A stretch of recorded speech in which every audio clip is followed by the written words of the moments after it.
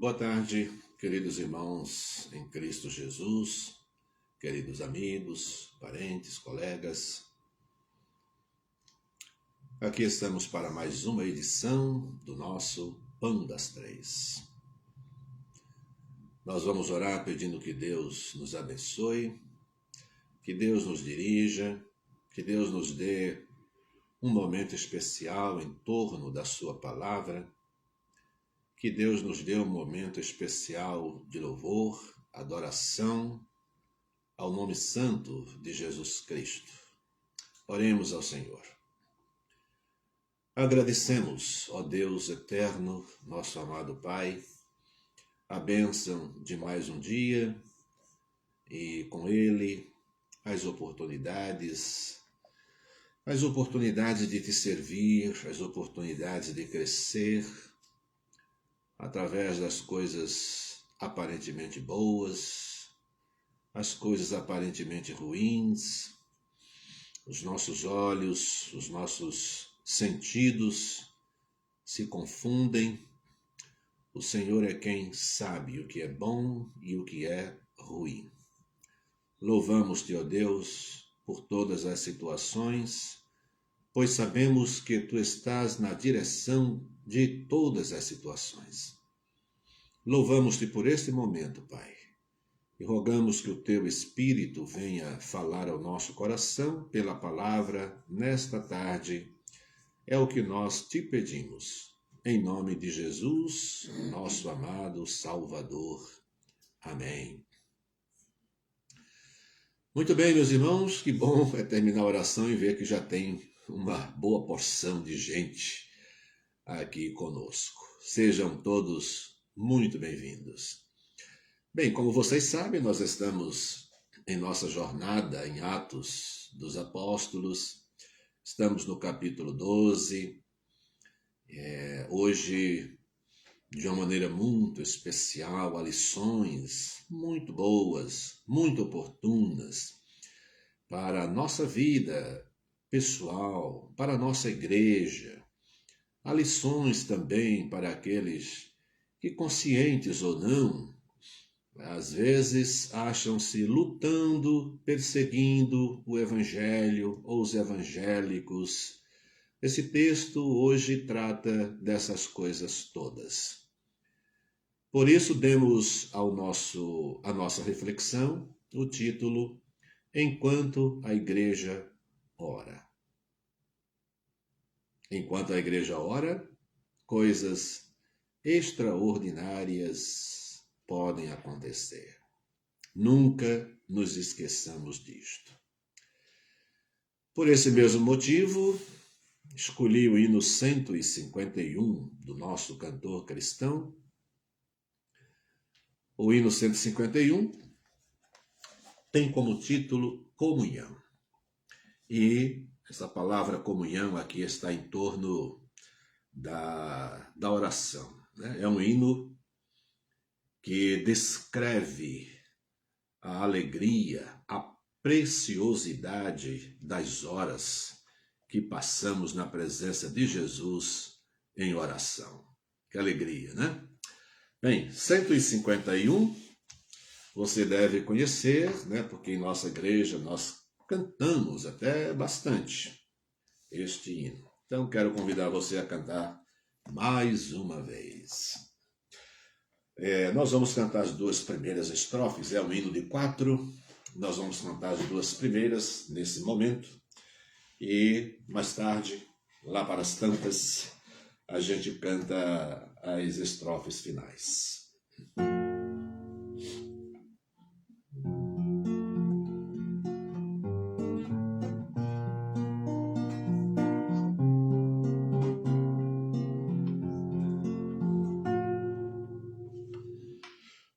Quão preciosas são as horas na presença de Jesus.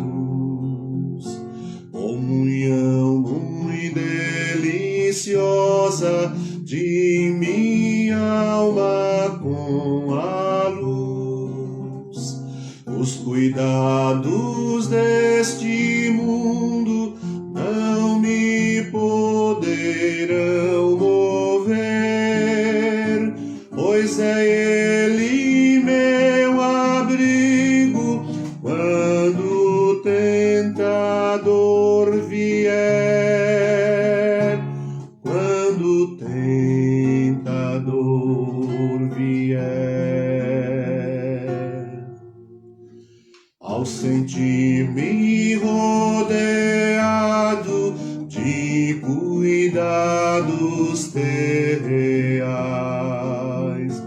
irritado, enfraquecido,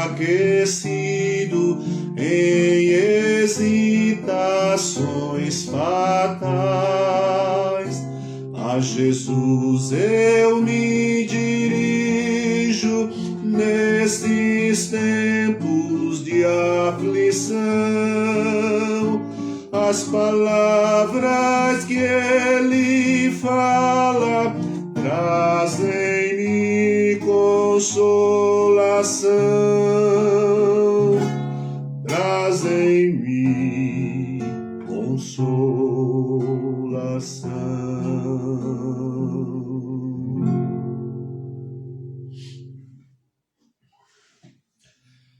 Preciosíssimo momento quando se está na presença de Jesus em oração. Enquanto a igreja ora. Você já parou alguma vez para pensar nisso? O que está acontecendo ao redor da igreja? O que está acontecendo na vida dos seus membros? O que está acontecendo na vida daqueles por quem a igreja ora?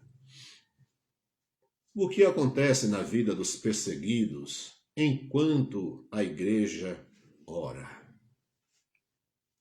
Bem, o texto de hoje aponta para várias situações. É um texto que trata de alguns personagens, como Herodes, Pedro, a igreja. Naturalmente são os personagens principais deste capítulo, né? Uma garota chamada Rod. Então, um texto muito bom. Eu vou ler apenas uma parte central desse capítulo, porque o nosso tempo, como vocês sabem, não é muito grande, nem deve ser também, né, para não se tornar cansativo. Eu vou ler a partir do verso 5 até o verso 12, então você pode acompanhar aí comigo. Pedro, pois, era guardado na prisão, mas a igreja fazia contínua oração por ele a Deus. Guarde essa palavra. Mas a igreja fazia contínua oração por ele a Deus. E quando Herodes estava para fazer na mesma noite, estava a fazer nessa mesma noite comparecer, estava Pedro dormindo entre dois soldados, ligados com duas cadeias, e os guardas diante da porta guardavam a prisão. E eis que sobreveio o anjo do Senhor, e resplandeceu uma luz na prisão, e, tocando a Pedro na ilharga, o despertou, dizendo: levanta-te depressa. E caíram-lhe das mãos as cadeias. E disse-lhe o anjo: cinge-te e ata as tuas alparcas. E ele o fez assim. Disse-lhe mais: lança às costas a tua capa e segue-me. E saindo o seguia. E não sabia que era real o que estava sendo feito pelo anjo, mas cuidava que via alguma visão.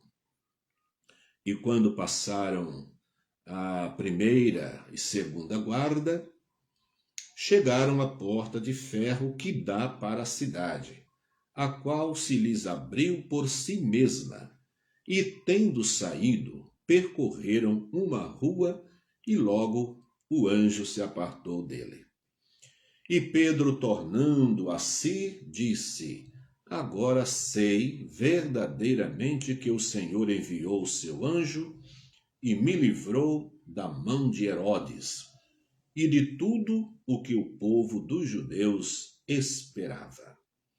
E considerando ele nisto, foi à casa de Maria, mãe de João, que tinha por sobrenome Marcos, onde muitos estavam reunidos e oravam.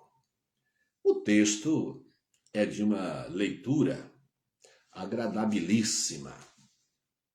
Por isso recomendamos que logo após, se você puder, bem, no momento que você puder, leia essa passagem inteira. É uma história muito interessante.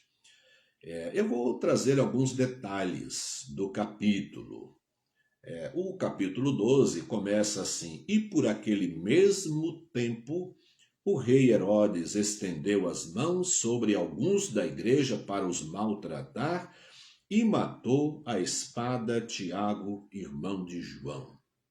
Em seguida, ele viu que isso agradara ao povo e continuou mandando prender também a Pedro, e era o dia dos asmos. O capítulo começa assim, né? Nós lemos a parte central, mas o capítulo começa mostrando que por aquele mesmo tempo, que tempo era esse? Aquele tempo em que Paulo e Barnabé tinham vindo a Jerusalém. Falamos sobre isso na nossa última live. Os irmãos da igreja de Antioquia, né, uma igreja que nós falamos aqui, uma igreja que se destacou pelo seu fervor missionário, e um outro ponto importantíssimo do desenvolvimento da visão daquela igreja era a solidariedade. Aquela igreja, sabendo que os irmãos pobres de Jerusalém estavam passando grande necessidade, eles levantaram uma oferta expressiva, né, provavelmente, e enviaram esta oferta através de Paulo e Barnabé, dois dos principais líderes daquela igreja. Então, Paulo e Barnabé vêm e estão em Jerusalém, e é aí que começa o capítulo 12. E por aquele mesmo tempo, olha só, né? Enquanto os crentes trabalham, oram, acodem os mais necessitados, socorrem os pobres, evangelizam, procuram tirar das densas trevas a alma humana, a alma cheia, sobrecarregada de pecado, e o diabo, Satanás, tem os seus que também não dormitam, não, né? Eles não perdem tempo, eles trabalham. E aqui aparece Herodes. Esse é Herodes Antipas I, neto de Herodes o Grande. Então, esse Herodes não é historicamente considerado um dos mais agressivos de perseguição ao Evangelho, mas era uma pessoa bastante vaidosa e procurava agradar ao povo. E aí a gente já começa com uma palavra aqui interessante, né? Olha, todas as pessoas, não importam quem sejam, todas as pessoas que desejam, que procuram agradar o povo, se tornam presas fáceis nas mãos de Satanás. Né? Olha, num período de perseguição ao Evangelho, de grandes mudanças, em que o próprio povo judeu, que era religioso, vivia às voltas, né, com os cristãos, eles que consideravam que os cristãos estavam destruindo a lei de Moisés e consideravam isso uma blasfêmia, consideravam os judeus convertidos como apóstatas, né? Traidores tanto da nação como também da sua religião, do judaísmo. Era um tempo muito difícil, né? Era um tempo de iras, de planos para prejudicar os crentes em Cristo Jesus. Herodes querendo, e ele tendo visto, né? Ele viu que ao lançar mão de alguns e mandar matar Tiago, ele viu que isso agradou a muita gente e ele se sentiu encorajado, né, envaidecido por ter caído na graça do povo, a continuar a sua crueldade, mandando prender a Pedro, encerrando Pedro na prisão. Era a semana dos pães asmos, 7 dias, e aí ele pretendia depois apresentá-lo, julgá-lo e então decidir o que fazer com Pedro. Ele coloca Pedro na prisão e coloca, a Bíblia fala, quaternos de soldados, quer dizer, grupos de quatro grupos de 4 soldados. 2 ficavam do lado de fora da prisão, guardando a porta, e 2 ficavam do lado de dentro.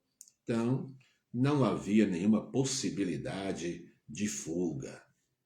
Não havia.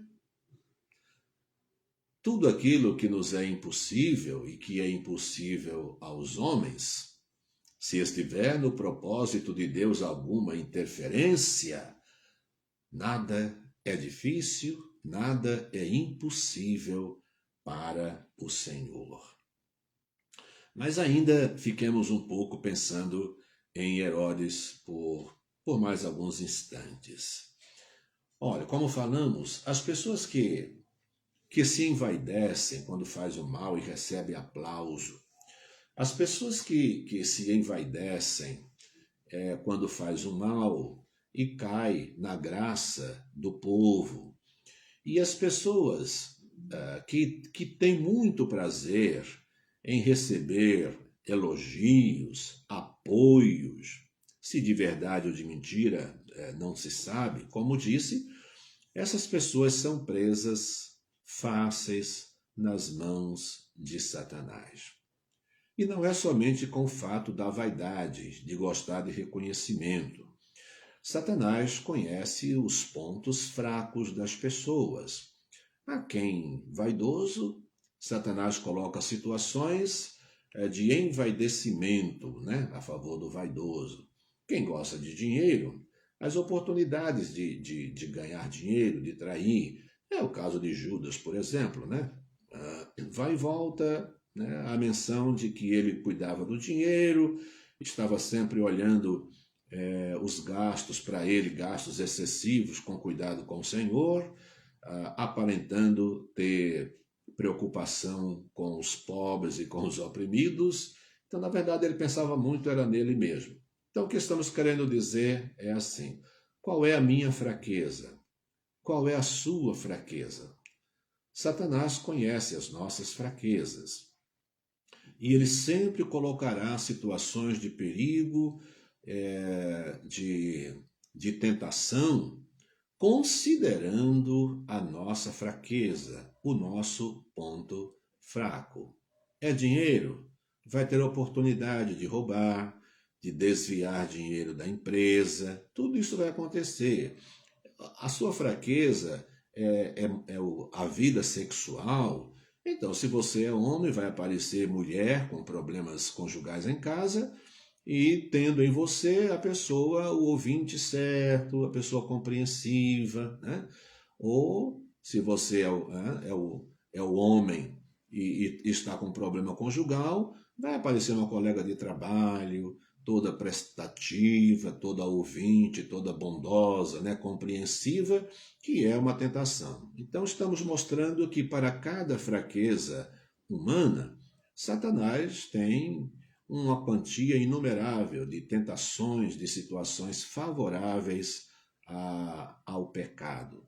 Então, por isso falamos, aquele, né, aquele que deseja agradar as pessoas, aquele que deseja agradar excessivamente a si mesmo, né, e que colocam esses desejos acima dos compromissos da fé e do reino de Deus, essas pessoas passarão por tentações muito fortes e ocasionalmente, né, estão aí caindo e sofrendo bastante, causando muita dor aos outros também. Uma outra coisa interessante, né, vendo aqui na vida de Herodes, é que quando uma pessoa inicia uma vida pecaminosa lutando contra o evangelho, é muito difícil barrar esta pessoa. Um abismo chama outro abismo. Ele parece que se alimenta, vai se alimentando disso, dessa maldade, dessa perseguição. Ele tem prazer em destruir, ele tem prazer em matar, ele quer marcar a história, né? Às vezes agradando até uma minoria. Nesse caso, acho que ainda era uma maioria, né? Considerando todas as situações. Mas uma pessoa que começa a descer sem freio na vida, em busca de perseguir o reino de Deus, perseguir pessoas, como é difícil colocar um freio na boca dessa pessoa. É até interessante a gente lembrar que quando Deus usava outras nações para punir o seu próprio povo Israel, é interessante notar que quando Deus entregava Israel na mão dos assírios, na mão dos babilônios, eles não se contentavam em tirar algumas coisas de Israel, né? Eles queriam destruir totalmente, eles queriam ir além daquilo que Deus havia colocado como termos, né? É daqui até aqui. Não, quem disse que eles queriam? Eles queriam ver a desgraça completa de Israel, a queda completa. E é interessante Deus dizendo que ele vai colocar um anzol nos queixos, né, desses reis, porque exageraram na dose, né? Então, como estava dizendo, é difícil conter uma pessoa que embarca numa vida de perseguição ao Evangelho de Cristo Jesus. É oportuno pensar se em nossos aparentes zelos como defensores da causa, se muitas vezes não estaremos lutando contra a própria causa. Um dos exemplos bíblicos é o caso de Paulo. Paulo começou, né, ele embarcou nessa canoa furada de perseguir os cristãos, e ele também não se contentava. Ele ia ficando com ódio, o ódio ia dominando o seu coração. A Bíblia usa uma expressão fortíssima, dizendo Saulo respirando ainda ameaças de morte. Quer dizer, a Bíblia está dizendo que o seu coração se encheu tanto de ódio que isso passou a ser uma espécie de alimento para ele. Ele se alimentava do mal, da raiva e do plano diabólico de destruir o povo de Deus, até que Jesus deu um jeito em Paulo. Bem, Pedro está preso, Tiago já fora morto, Pedro está preso e a igreja está em oração. O fato da morte de Tiago, é sempre bom a gente pensar que quando a gente cumpre a missão da gente aqui na Terra, Deus nos leva para si. Isso é natural, por mais doloroso que seja. O modo como a pessoa morre, né, pode ser uma exaltação ao próprio Deus. Deus é exaltado quando uma pessoa cheia de fé e cheia do Espírito Santo não leva em consideração a sua própria vida. Ele arrisca perder a vida em defesa da sua fé em Cristo Jesus para jamais negá-lo. E essas mortes glorificam a Deus, e a gente vê historicamente que elas alimentaram, elas fertilizaram a estrada pela qual a igreja passaria pregando o evangelho.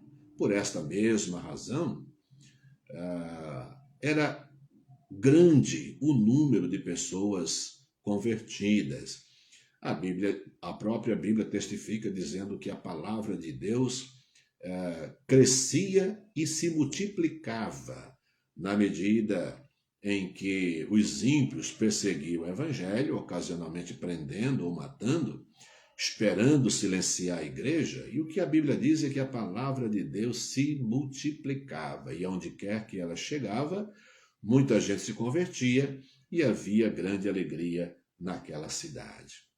Bem, a Bíblia diz aqui que a igreja estava orando, já nesse momento, especificamente por Pedro, porque Pedro estava preso.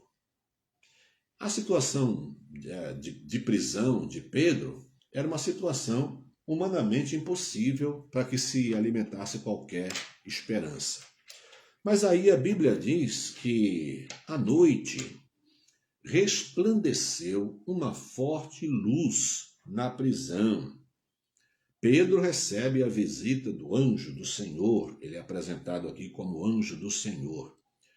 E uma glória intensa encheu a luz. Em lugar de acordar os guardas, na verdade eles caíram num sono profundo. Foi o próprio anjo que acordou a Pedro, tocando a Pedro na ilharga, o despertou, dizendo: levanta-te depressa. E caíram-lhe das mãos as cadeias. Bem, o que se pode dizer de início, do que a palavra de Deus está nos mostrando, é que enquanto a igreja ora, os ministros do Senhor que ministram a favor, que trabalham a favor dos homens, agem. Enquanto nos ajoelhamos, Deus pode usar os seus santos anjos para cumprir a sua obra, trazendo favor, trazendo alegria, trazendo soluções aos problemas daqueles que são alvos das orações da própria igreja. A igreja estava orando por Pedro, o anjo vai e visita a Pedro. Existe uma crença, Eu li isso num livro, não era um livro evangélico, mas era um livro religioso, Assim, religioso, então, religião é uma palavra muito abrangente. Nós somos religiosos, mas a nossa religião é o cristianismo. Mas assim, a palavra religião é bastante abrangente. Um livro religioso não é necessariamente um livro evangélico. Mas o autor dizia que os anjos, eles são fortalecidos dependendo da intensidade com que a igreja ora. Então, é como se eles precisassem muito das orações da igreja. Bem, meus irmãos, estou me referindo aqui a uma crença antiga e incorporada aí por autores, alguns autores, mas não conheço nenhum livro evangélico que apresente isso, porque não tem sustentação bíblica, De qualquer forma, enquanto a igreja ora, aí sim, isso tem validade. Enquanto a igreja ora, porque Deus mandou a igreja orar, coisas extraordinárias podem acontecer em resposta às nossas orações. Bem, em resposta às orações da igreja, Pedro está preso e recebe essa visita angelical. As cadeias, as algemas caem das suas mãos, a porta se abre e os guardas estão dormindo. O anjo orienta para que rapidamente ele coloque a sandália, a capa e o siga. As situações de medo, de temor, de ameaças, podem fazer com que as pessoas, em dado momento, não tenho muita consciência entre o que é real e o que é visionário, né? E o que é ilusório.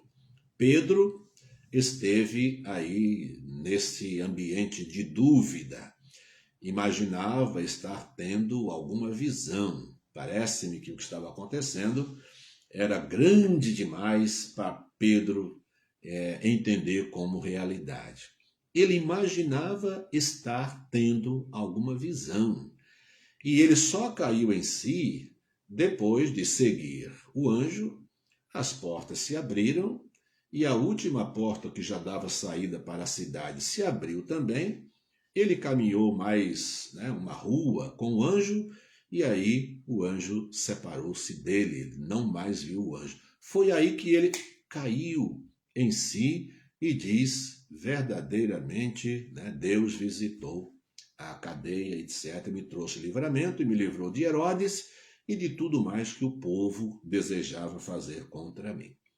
E enquanto ele considerava essas coisas, diz a história bíblica aqui, diz o capítulo, ele lembrou-se da casa de Maria, a Maria mãe de João, que tinha como sobrenome Marcos, e foi para lá. E em lá chegando, havia alguns crentes que estavam orando lá.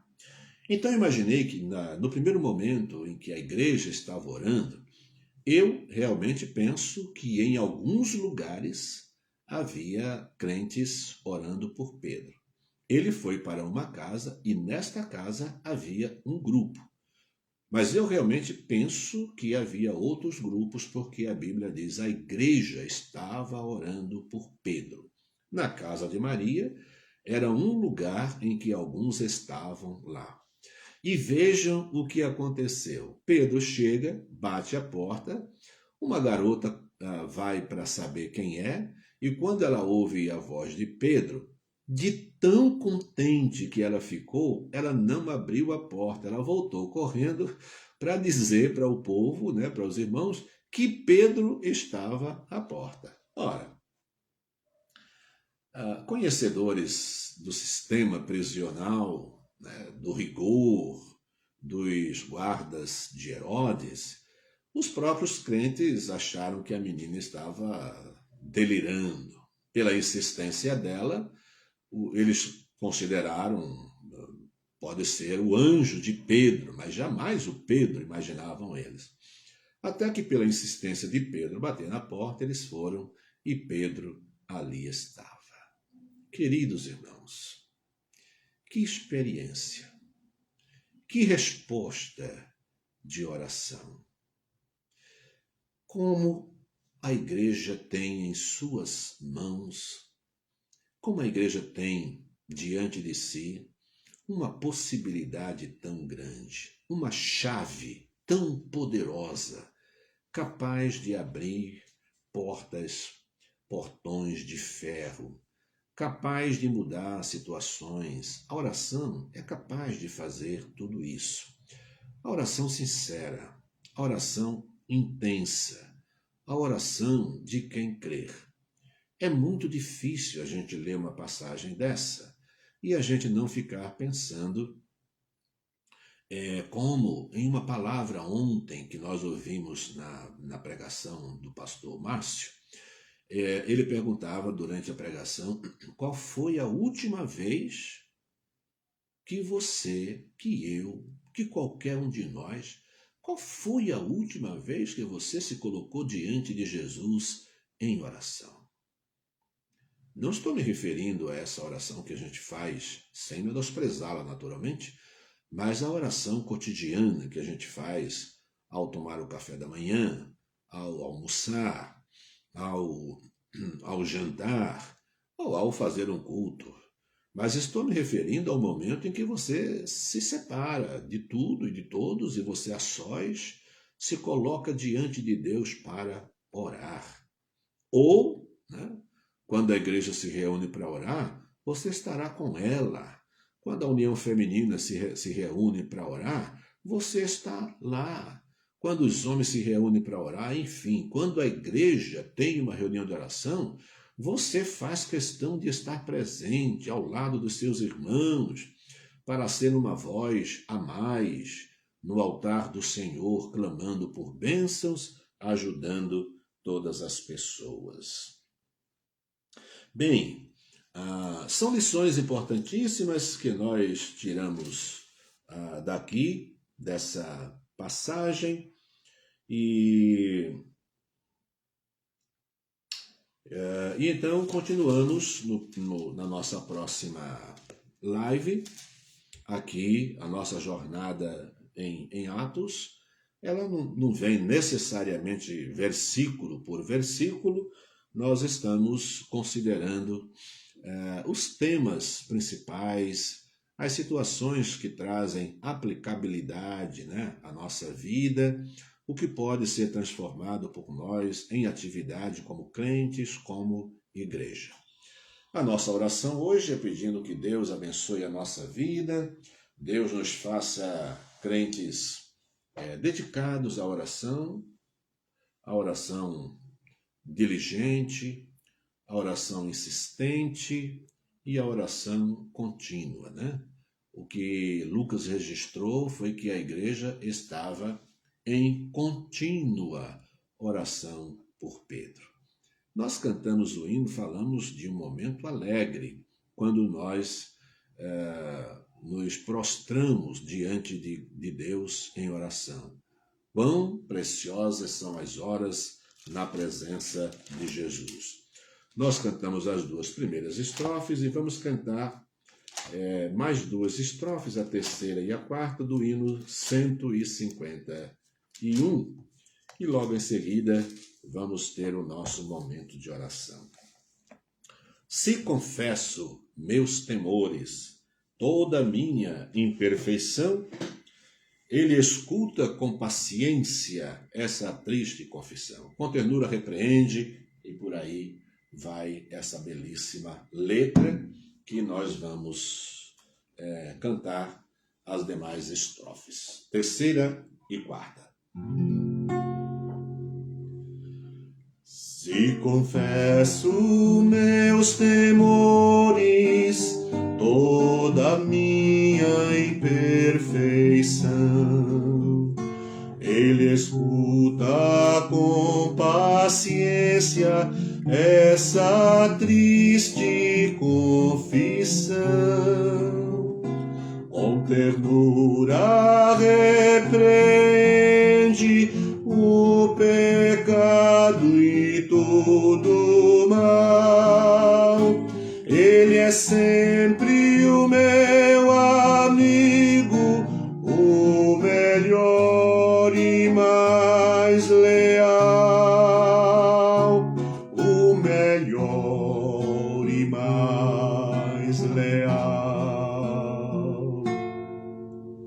Se quereis saber quão doce é com Deus ter comunhão, podereis então prová-lo e tereis compensação. Procurai estar sozinhos em conversa com Jesus e tereis na vossa vida paz perfeita, graça e luz, paz perfeita, graça e luz.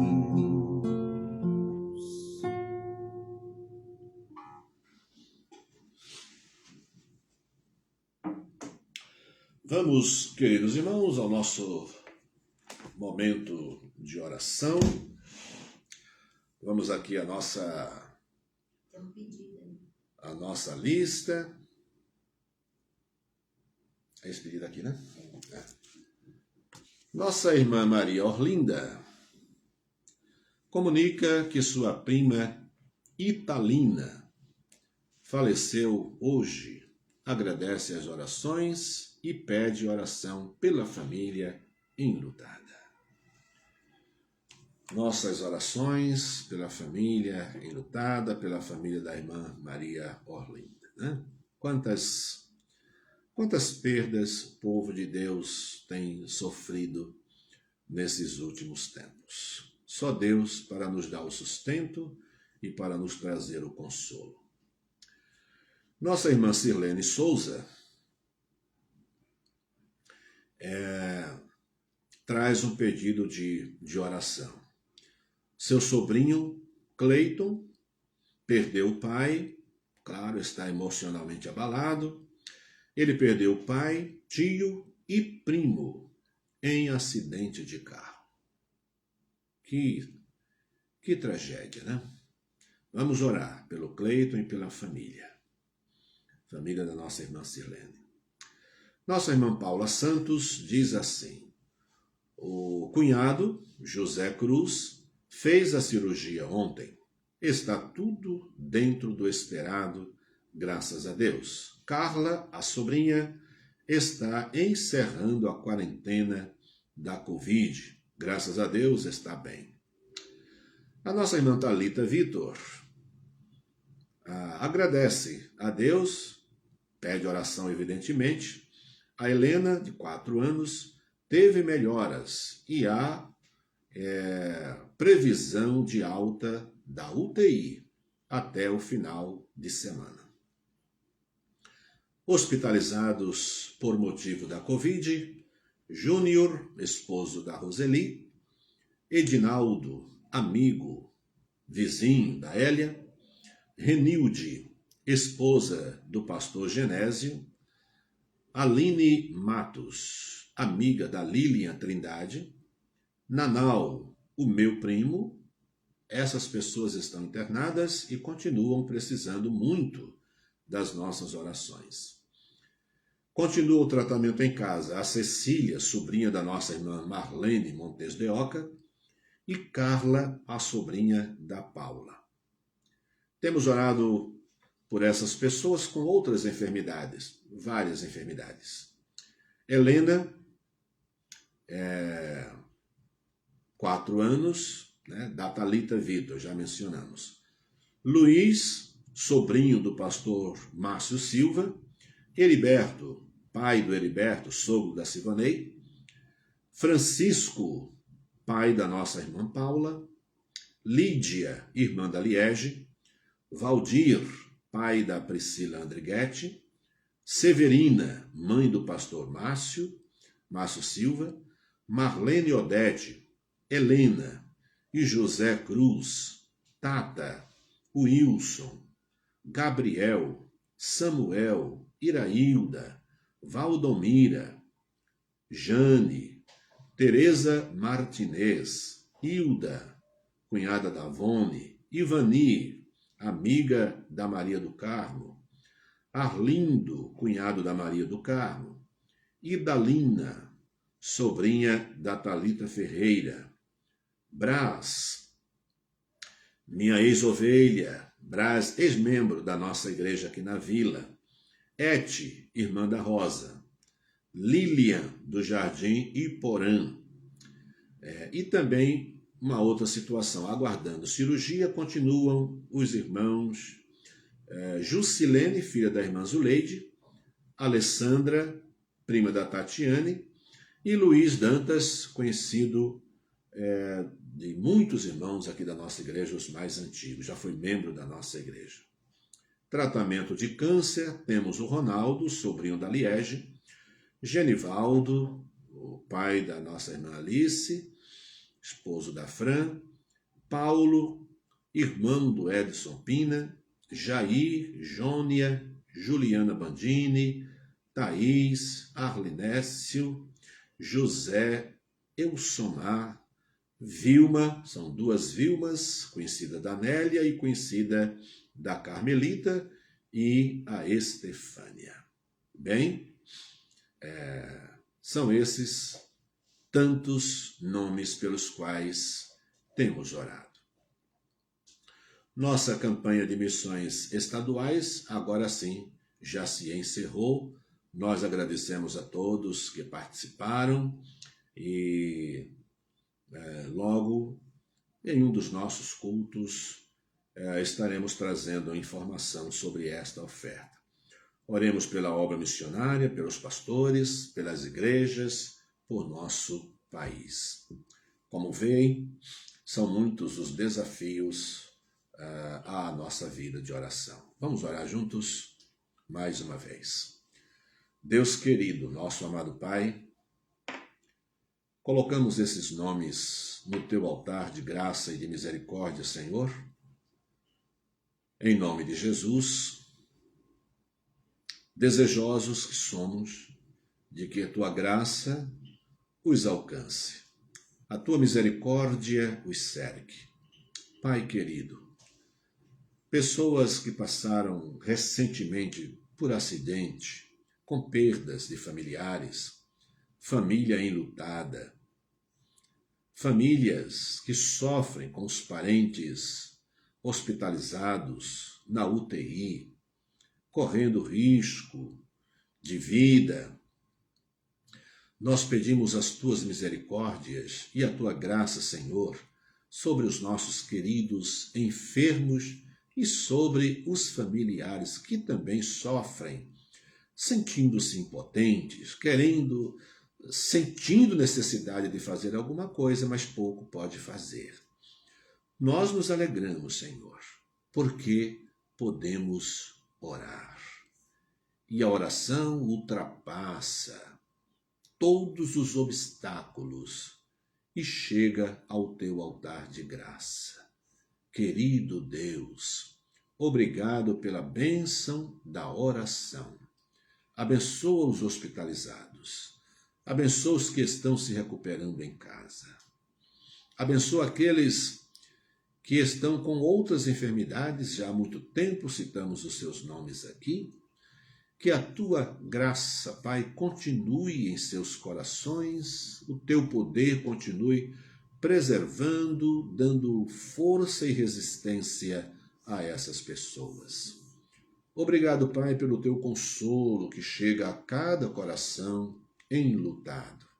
Abençoa também aqueles que estão aguardando cirurgia nesse período de muita dificuldade para o tratamento de outras doenças. Nós nos alegramos pela campanha de missões estaduais, pela oferta que cada servo teu doou. Obrigado, Pai, pelo sacrifício, pelo esforço, pela lembrança, pelo dinheiro e pelas orações feitas a favor dos nossos missionários. Cuida da nossa liderança, para que cuide com responsabilidade do dinheiro que nós estaremos enviando. Abençoe a nossa igreja. Abençoe, Senhor, as tuas igrejas, tantas outras, que também lutam do mesmo modo, se esforçando por levar o Evangelho a tantas pessoas. Guarda as nossas famílias, as nossas casas, todos os lares dos nossos irmãos, da nossa igreja e de outras igrejas, irmãos que participam conosco desses encontros e que são de outras igrejas, igualmente pedimos por eles. Ó Deus, obrigado por essa tarde, que amanhã tenhamos mais uma boa oportunidade de estudar a Tua Palavra com o nosso pastor Júnior. Que o Senhor nos abençoe e nos guarde, em nome de Jesus. Amém. Meus queridos irmãos, encerramos aqui mais uma edição do nosso Pão das Três, nesta segunda-feira, dia 2 de agosto. Deus abençoe a sua vida. Um grande abraço e até amanhã.